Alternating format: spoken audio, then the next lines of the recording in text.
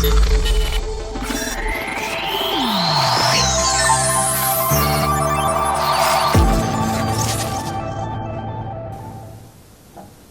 akkam jirtu maatiin akkaawuntiingii tips akaadaamii har'as walitti deebinee jirra. Chaalenjii guyyaa 14 gidduutti Excel barachuu sagantaa afaan Oromootiin jalqabne har'a guyyaa 11ffaarra geenye jirra. Egaa warri jaallattanii isinitti tolee sagantaa keenya hordofaa jirtan guddaa galatooma. Like share gochuun irraanfatina. Warra sagantaa keenyaaf haaraa taatan immoo subscribe gochuudhaan mallattoo bilbilaa tuqxanii sagantaa keenya yeroodhaan gadhiifamu hordoftan kabajaan isin affeerra. Guyyaa har'aatiin waa'ee date function yookaan immoo today days fi edate akkamittiin akka Excel irratti fayyadamnu walii wajjin ilaalla.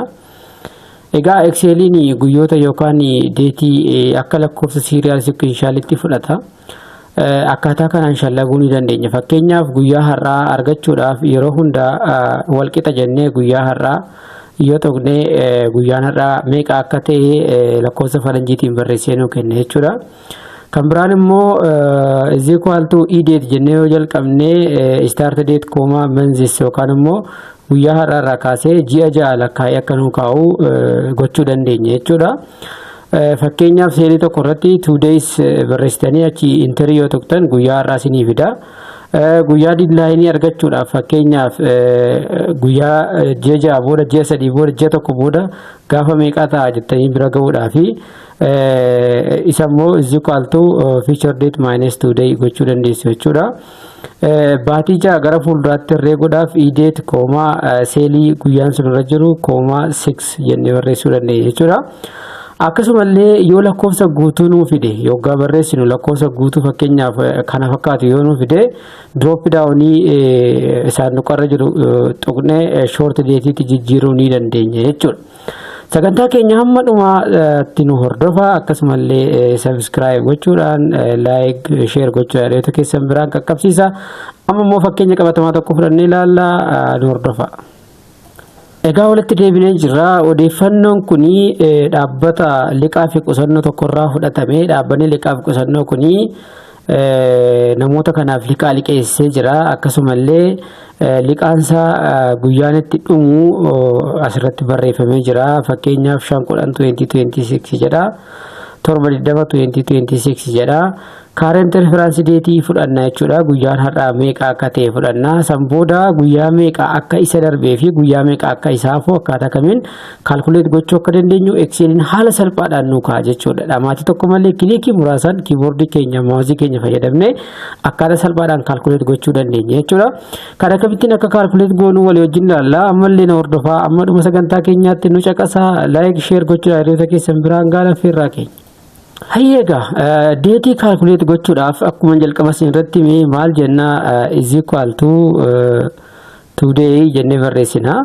Today jennee barreessina. Kinoo asirratti nu itti sanboora isaa irratti double click yoo goone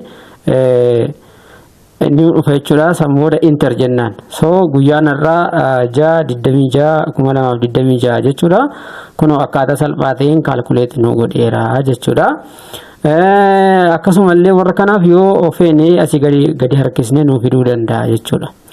Inni kan biraani liqaadha waan ta'eef liqaan kun guyyaa hammamii irra darbee kan jedhu calculate gochuu ni dandeenya jechuudha. Guyyaa hammamiiti kan irra darbee jechuu dandeenya jechuudha. Kan immoo is equal to jennee loan due date minus guyyaa har'aa kana yoo hir'isne guyyaa meeqa akka darbe nu fida jechuudha.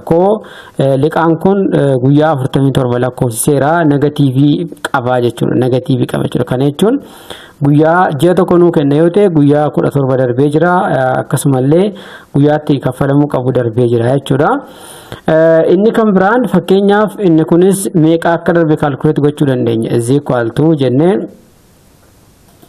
loan due date minus 2 days guyyaa har'aa kun immoo guyyoota 24 qaba jechuudha. Ganaa guyyaa 24 qaba jechuudha. Maaliif gara fuulduraatti waan ta'eef. Kun immoo guyyaan kaffalamuu qabu ji'a shanaffaa 10/2026 ture guyyaa 47 darbee jira.